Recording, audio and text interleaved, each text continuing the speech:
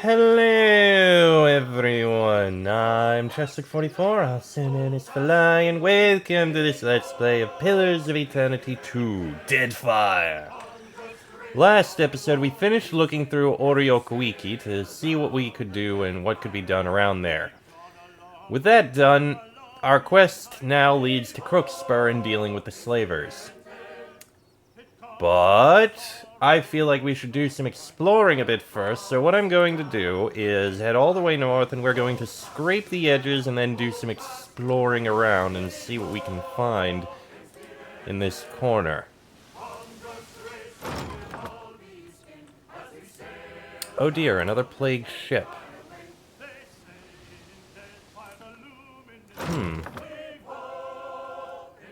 And we have islands over there. You know what, we'll come there later. That looks like it's high danger. A flare arcs into the sky from the horizon before bursting into a reddish cloud that slowly breaks apart. Plague ship, Captain, Doru says quietly. Looks like a Rawatayan junk signaling for assistance. Joru, Red-Handed, and Chitapek exchange nervous glances. Doru leans in close. Don't think I need to remind you what happened last time we interacted with a plague ship. Yeah, there's risk in anything, aye. Even without a spyglass, you can espy a few living crew moving above the deck. Use a spyglass. You see little movement on deck. Listless crew lounge about, some hanging from the railings, some on the decks. A few have roped up hammocks between the masts. Well, pull alongside at least. As your crew guides your ship next to the afflicted craft, the captain stumbles over. A spear of bright white bone obtrudes from the side of her neck. Gods, you here to help? You look down and see that the joints of her wrists and ankles are wreathed with similar eruptions, the skin around her wounds red and weeping. Only one other deckhand gets to his feet. His throat is almost entirely enclosed by a necklace of bone, spears pushing through his skin. We can trade if you can. We've a pair of enchanted gloves, supple and quick. He leans heavily against the mast. His breath comes shallow and fast through the strange bone growths. The captain frowns. Thank you, Oroko. I know what those mean to you. An heirloom's not worth much to a corpse. What are your people afflicted by? It's Rimban Strud, the captain says, her raspy voice quivering with fear. the bone frost. It's already claimed the lives of half of my sailors. I worry we won't be able to treat the rest. It's a pretty rough one. Potentially deadly. And it looks bad. I want to help them, but something like this does look extremely risky.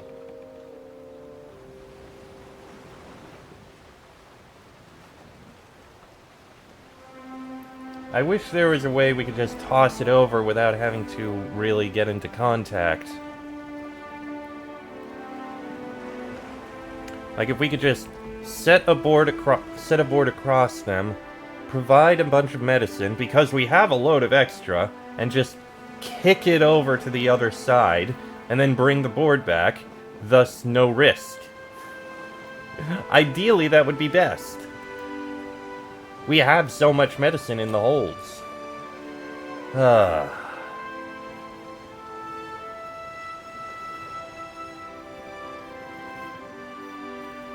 I'm going to be nice. Call forth the sickest sailor from your crew. We'll bring them aboard, examine them, and provide suitable remedies. Jordu red-handed gawks. Have you gone mad, Captain? It's Bonefrost, Rimban Strud. The scourge of sailors from the White that wins. It'll sink our ship for sure if we catch it. On second thought, I'm sorry. There's nothing to be done here. Steer clear and let's be on our way. Aled shrugs and sighs, but Doru nods approvingly. A wise decision, Captain. The crew steers clear of the plague ship and sails on until it disappears on the receding horizon. I'm sorry. Okay. Well, let's scrape along the edges in the northwest side We'll see if there's anything of note up here.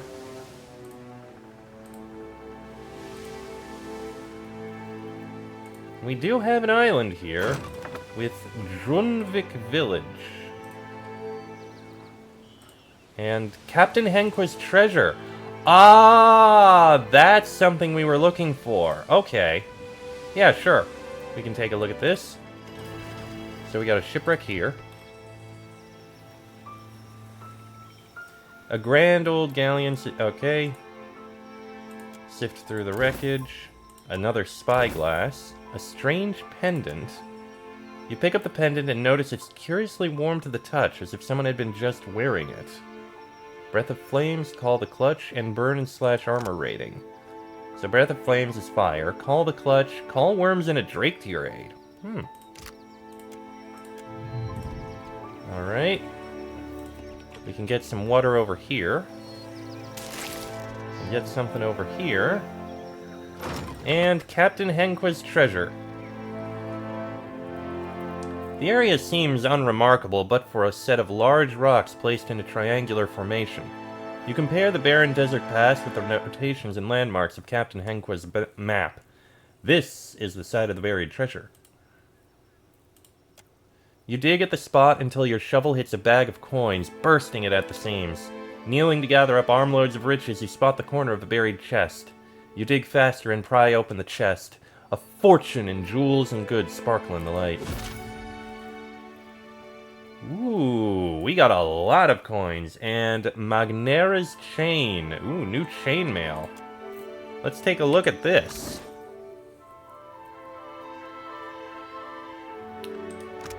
Let's see. It's 10 armor. It's superb. Plus 5% recovery time on attacker for 20 seconds when critically hit. Okay, and pierce armor rating. With bonus, I don't know why it says superb twice. Bonuses being Magnera's commitment for extra fortitude and will, or staunch resistance to might afflictions, reflex and deflection against ranged attacks, and crush armor rating. This is pretty good armor, in all honesty. In fact, I think I'm definitely going to give it to you. I mean, it's very much better. Why not? I'll give them the bonus to fortitude and will. That's a good bonus. As for this side, reflex and deflection against ranged attacks, or crush armor rating.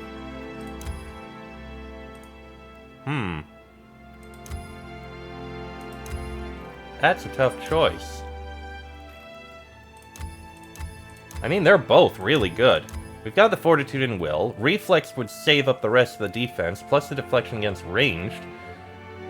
Or crush armor rating. Which... it would help a bit. It's something to consider.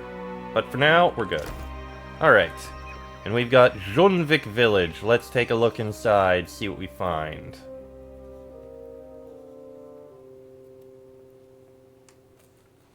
Uh-oh. I said no, Tatok.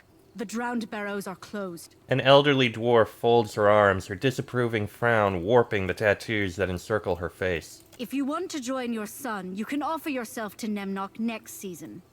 What's going on? An outlander. Tatok goes starry-eyed with awe, but a hard look from Anik silences him. This is Drunvik business, none of yours. She turns her nose up at you. Our elders crossed the land bridge to protect their children. You disgrace their memory, feeding our young to the mountain Anik. The auburn-bearded dwarf waves toward an imposing peak on the horizon, its cliff face shaped like a leering skull. Nemnok will release my son, or perish. Tatok utters the words in a hate-filled whisper that causes Anik to hiss through her teeth. What happened to your son? Kali sacrificed himself for the good of the tribe, right, Tatok? I lived a full life in the shadow of the barrows.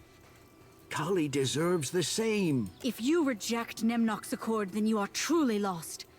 May Kali find peace in the embrace of the Mighty One. Anik grits her teeth and marches across the settlement, turning her gaze to linger on the distant outline of the mountain. Spit on Nemnock.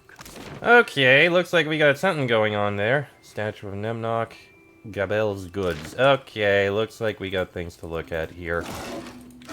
No problem. Leave it to me. The air feels slightly warmer around the carved figure. Ooh, orphan dog. You are Nalvi. Bonus to resolve, and party members receive a reduced penalty to recovery from their armor. Hold on. You have... recovery penalty from armor and regain some health. You don't necessarily need to gain resolve from that. Sure. Let's see. The fish have long since dried and lost their odor. Muttering in prayer, the tattooed chieftain scoops palmfuls of sand into a stout mound. She leans forward and blows on the mound hard enough to scatter it to the breeze. A smile spreads across her face as a breeze carries due north. I offer amends for the slight of Tatok, Great One. A gift of breath and wind for his wasted words.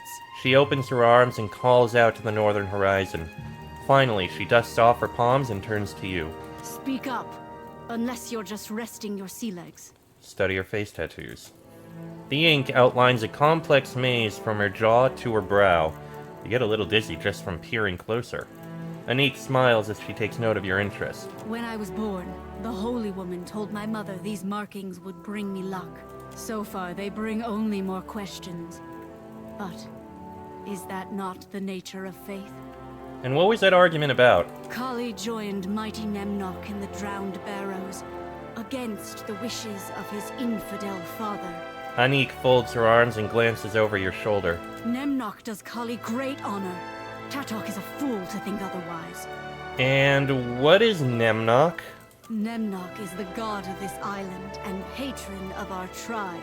Anik crosses her arms over her chest. Nemnock gives life and safety to all Junvik. To feed the barrows with sacrifice is to feed our prosperity. And why did Nemnock take your tribesmen? It is not for me to question the will of a god, nor is it any business of yours. She furrows her brow and pins you with a warning glance. Kali was blessed to be taken. May we all be as clever and beloved as he. Earlier, you mentioned something about Nemnock's accord? In exchange for our obedience to Nemnock's laws, the Mighty One guarantees our safety and plenty. She clasps her hand over her heart and bows to the north. One day, all of the Deadfire will accept Nemnock's accord. A strange covenant from a strange god, I say. You are the only strange one here. Enormous fish. She stares up at Takehu with a mixture of distaste and awe. Speak All right. on then. And what's a tribe of boreal dwarves doing in the Deadfire? Thriving, my outlander friend. The elders of my youth told stories of those who crossed the sea by a great land bridge. Now, I tell them to my children. The gods opened a path for us, and we trudged forward, spurred by inviting whispers carried over the horizon. She nods toward the mountain in the north. We followed prophecy until we found mighty Nemnock, who gives us safety, security, and a future. Uh-huh. Something doesn't quite seem right here. Why not? Well, let's speak to Tatok, see what he has to say. Some ink must have leaked through Anik's skull if she thinks I'll stand idly by. Tatok mutters to himself as he presses a fine chisel into the scales of his armor, engraving runes one laborious curve at a time. Lean in for a better look. The runes are in the Nasitak language, at least half of which spell out a litany of violent and colorful curses. The chisel goes askew and draws a harsh line across the iron. Tatok's eye twitches. Ah, there goes the rest of my day. What do you want, Outlander? Sparing you a glance, Tatok begins to furiously buff the metal with the edge of his fist. Interesting set of armor you've got there. Junvik tradition. The names of friends and foes are engraved on its hide. He bangs on his chest, grinning broadly. Been with the tribe for generations. Good armor remembers. I also admit this is a handsome village. We work hard to keep it that way. Tatok sighs and glances to each of the brick huts. Too hard at times. Anik told me about Kali. She tell you about walking him up to the mouth of the barrows without my say? He grimaces to the east. Nimnok accepted him. An honor to some, a tragedy to me. Tatok sighs and wipes his brow with the back of his hand. I hear that Nemnok is your god? God of the island, a great terror of a being, but kind to us when we follow the rules. He shakes his chisel at the stone idol in the center of the village. A false god, you mean? He's not perfect, but he's our god, lass. His likeness is the most any of us have seen. We only meet his ogre minions who guard the isle. The children we send, they face him in the mountain. I've heard nothing about a new god. This might bear a closer look. Nimnok sure takes like a god. He demands readers, scribes, anyone handy with ink and quill. My Kali had the misfortune to be born clever. Tatok grimaces to himself. Did you say you'd go to the Mountain of Power? Would you find my boy while you're there? Tatok pauses his work to blink at you. We send other tithes to the mountain as well. Gold, gems, items of power, if such things interest you. I'll look out for Callie when I'm there. I had more questions first. Ask on, Outlander. This Nemnok lives in the Drowned Barrows? Aye, there in the big mountain. Mighty Nimnok's Hall of Power. He nods toward the distant peak. Nimnok and the ogres watch over our tribe, keep us safe. At the cost. Well, I could keep an eye out for Callie. Tatok's eyes widen and his chisel falls from his hand. He raises a shaking hand to pull on the ends of his beard. You do that? Being an Outlander, I suppose you aren't bound by our ways. We're talking about a missing kid, Tatok. Your kid. The riches of a god's sanctum await any who ventures in the barrows, but I just want Callie back. Next time it'll be Nimnok who pays. Tatok chews his lower lip and sighs as he marches toward his hut. We'll do what we can. A hungry dog! Another dog. Ulk. Bonus might and party less likely to be hit by enemies. And who are you, Gabelle? Outsider, you come for food? The merchant squares her shoulders and folds her arms. Yeah, show me what As you you got. wish. Okay, we've got a nature's embrace, not that that matters. We did get food and the like. I don't think we know. Well, we can sell that pike. I can sell the breastplate. And the rest of this I'm gonna hold on to, I think. But I can buy more things here, more food and the like. So we can put it into our things on ship.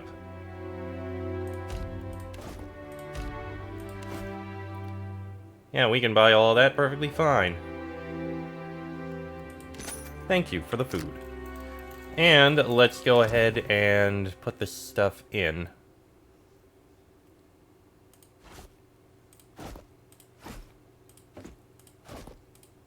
Yeah, we've got a lot of things that we need to put up here. Fresh fruit.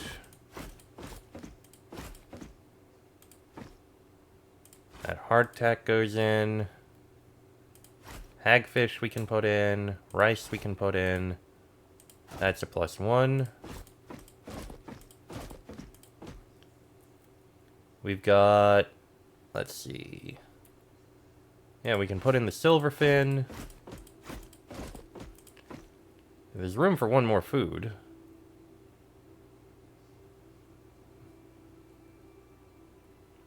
I guess I can throw in the poultry.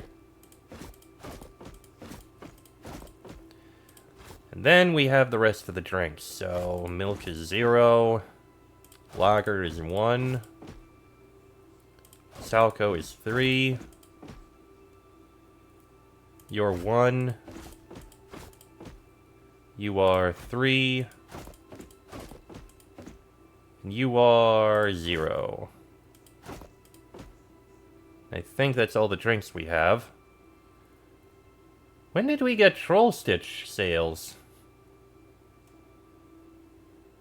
The only difference is it's more health but less combat speed, so we'll not take it. Vithrax silk sails we're not gonna keep. I think the rest of this is perfectly fine. Yeah, I don't think we need any of the rest. Okay. Well, we could probably sell some of this. I'm not going to. It seems to be everything there. Should we have Tekehu with us? Two spellcasters? I think it's fine. I think we can deal with 2 spellcasters for now.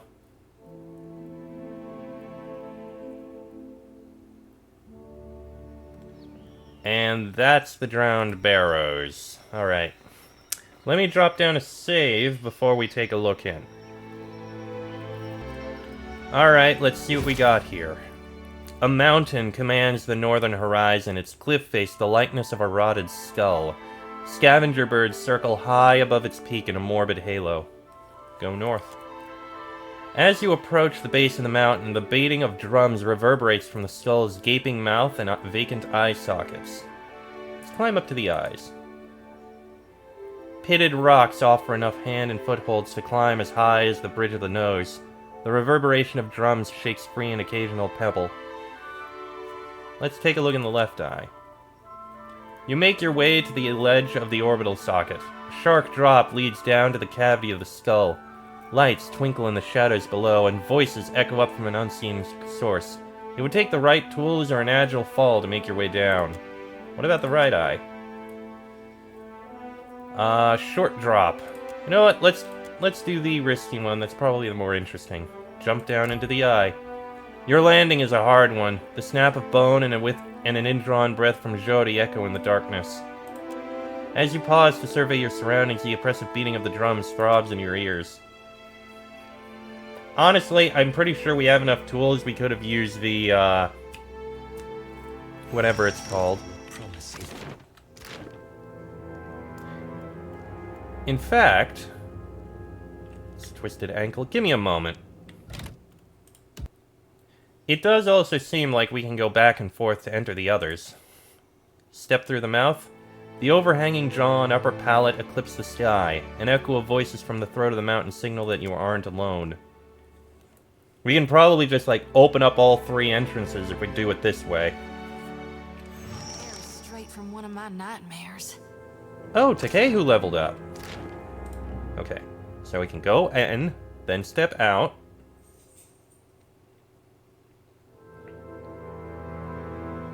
If we do it this way...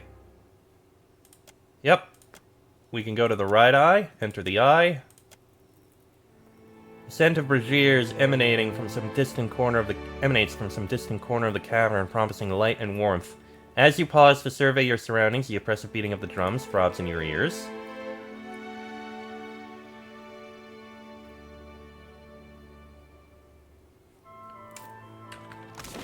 Which lets us look in this entrance.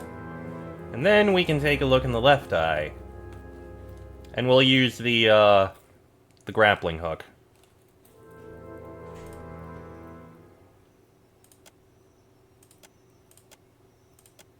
Anchoring a hook and rope, you lower yourself down into the shadows of the cavern. Okay. Much easier. We have the spare rope and hook, why not? And now, we see all 3 entrances. This will be interesting. Alright, Tekehu, you leveled up. I'll give you a point in Arcana and Metaphysics. And you get 1 new ability. Well, I gave you a point in Wild Strike Corrode. Let's give you this Greater Wild Strike Corrode. Okay. And... I don't know how much there will be to explore, so I'm gonna go ahead and end this episode here. Next episode, we'll go and explore through the Drowned Barrows and see if we can find this clearly demonic being who claims to be a god. But that'll be in the next episode. So until then, I am Chester44, also known as Falai. That is Laniara, Adair, Joti, Tekehu, and Aloth.